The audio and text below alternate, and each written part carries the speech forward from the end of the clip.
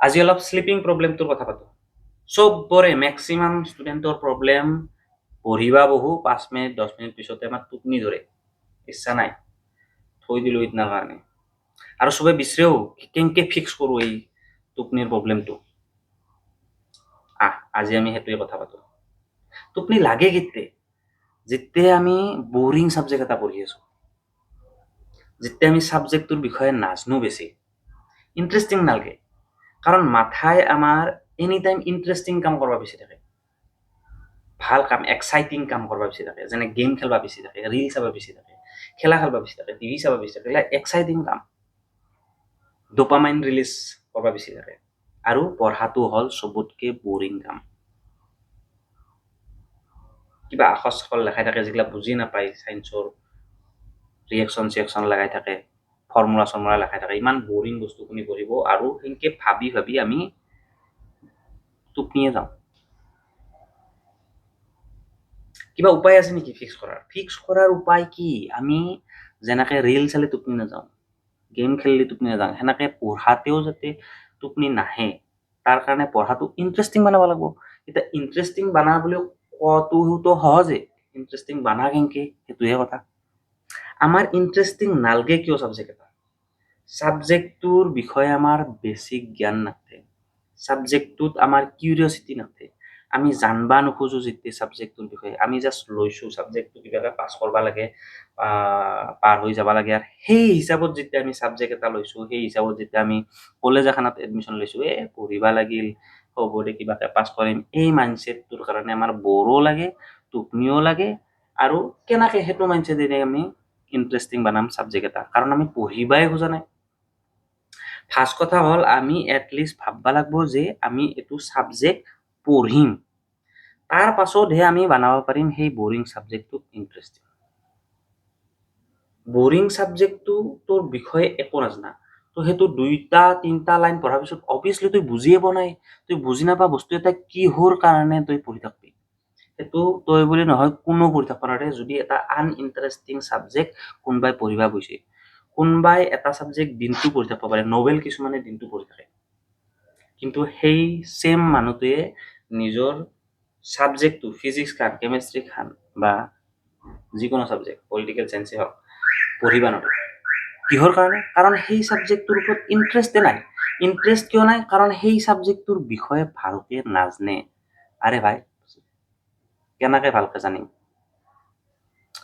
ভালকে কেনেকে জানিম আমি যদি নপঢ়োৱে? আমি প্ৰথমতে কেইদিনমান পঢ়িবা লাগিব, সাম্যক যিখিনি পঢ়ি আছে, সাম্যক জ্ঞানখিনি, বেছিকখিনি আগতে জানবা লাগিব, যাতে আমাৰ কিউৰিয়চিটি ডেভেলপ হয়। আমি আগতে কিউৰিয়চিটি ডেভেলপ কৰিব লাগিব ছাবজেক্টটোৰ বিষয়ে। যেতিয়া ছাবজেক্টটোৰ বিষয়ে আমাৰ এটা জ্ঞান আহিব, আমি জানবা বিচাৰিম, তেতিয়া আমাৰ ছাবজেক্টটো লাহে লাহে ইণ্টাৰেষ্টিং হয়। ইটা কবি যে সেইটোৱেতো নহয়, আমাৰ ইণ্টাৰেষ্টটোতো নাহেয়ে, পঢ়িবাই নিবিচাৰোঁ, সেইটোৱেতো প্ৰব্লেম। এতিয়া পঢ়িবাতো প্ৰথম দিনাতো পঢ়িবা নিবিচাৰিবি, এইটো এটা হেবিটৰ কথা। মই চব ভিডিঅ'তে কেৱল হেবিটৰ কথা কওঁ। যেতিয়া ছাবজেক্টটো কেইদিনমান বৰ লাগব, কিন্তু মই এচিয়ৰ কৰি দিলো যে কেইদিনমান বৰ লগাৰ পিছত তই এটা সাম্যক জ্ঞান পাবি, এটা বেছিক আইডিয়া পাবি সেইটো ছাবজেক্টৰ বিষয়ে, সেইটো চেপ্টাৰটোৰ বিষয়ে। 2দিনমান তই বৰিংকে পঢ়ৰ, কিন্তু এটলিষ্ট জ্ঞান পাবি, অলপমান জানা হবি ছাবজেক্টটোৰ বা চেপ্টাৰটোৰ বিষয়ে।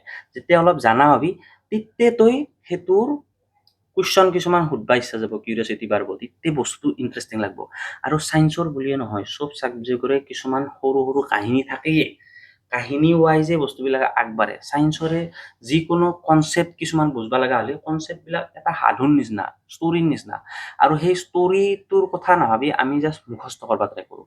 আমি ডাইৰেক্ট ফৰ্মুলাটো জানবা চেষ্টা কৰোঁ, ডিৰাইভেশ্যনটো জানবা চেষ্টা কৰোঁ, কিন্তু ফৰ্মুলাটো আইচি ক'ৰ পৰা, কেনেকে, কোনে কি কৰিছিল জানবা নিবিচাৰোঁ। তো ইণ্টাৰেষ্টিং কেনেকে বনব? আমি যদি ছাবজেক্টটো বা চেপ্টাৰটো মুখস্থই কৰিব খুজি আছোঁ, একো আগবোৰ নাজনাকে, তো অবভিয়াছলি সেই ছাবজেক্টটো বৰিং হ'ব, সেই চেপ্টাৰটো বৰিং হ'ব।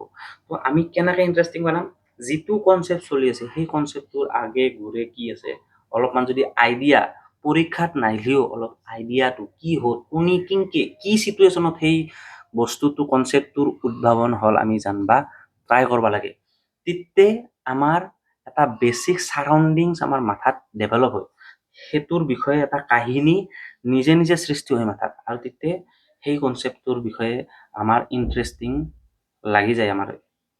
আৰু যেতিয়া ইণ্টাৰেষ্টিং লাগিব ছাবজেক্টটো, তেতিয়া নভেল আনপাবি তই, কেমেষ্ট্ৰি অ ফিজিক্স, যেতিয়া নভেল আনপাবি তই বেছিকে পঢ়ব পাৰবি। আৰু তাৰ পাছতে তোৰ টোপনি নালগে আৰু। তো টোপনিৰ পৰা বাদ দি ইণ্টাৰেষ্টৰ কথা গেলো, কিন্তু মেইন কথাটো সেইটোৱে, যদি তোৰ ছাবজেক্টটোৰ কিবাকে ইণ্টাৰেষ্ট ডেভেলপ কৰিব পাৰা, তোৰ পঢ়ি থাকোঁতে টোপনি নালগে। আৰু টোপনি লগাৰ মেইন কাৰণ বহুত আৰু বেলেগ বেলেগো আছে। এইটো কেৱল এটা ইণ্টাৰেষ্ট। তই যদি ভালকে নুঘুমাও ৰাতি, বোলে টোপনি ক্ষতি কৰি পঢ়ি আছা ৰাতি 3 ঘণ্টা 2 ঘণ্টা বা 4 ঘণ্টা শুইছা, নহয়, তই ভাল প্ৰপাৰ শ্লিপ এটা ল'বা লাগব, যাৰ শ্লিপ ললিহে পিছদিনা তোৰ টোপনি নধৰে। তই ভাল খাদ্য খাব লাগিব, ভাল হেল্ডি খাদ্য খালি তোৰ মাইণ্ডগিলা ফ্ৰেছ থাকে, পানী খাবি বেছিকৈ, হাইড্ৰেটেড হৈ থাকবি, অলপমান এক্সাৰচাইজ কৰবি, একদম কণ্টিনিউৱাছলি 3-4 ঘণ্টা বহি নাথাকিবি পঢ়াত, অলপমান উঠবি অলপ পঢ়া চঢ়া কৰবি, 1 ঘণ্টা পঢ়িলি আৰু অলপ ওলাই গৈছে, অলপমান ফ্ৰেছ ৰাখবি মাথাটো। যেতিয়া ফ্ৰেছ ৰাখবি মাথাটো, তেতিয়া তই ছাবজেক্টটো এনজয় কৰিব পাৰিবি, পঢ়িব পাৰিবি। That's it.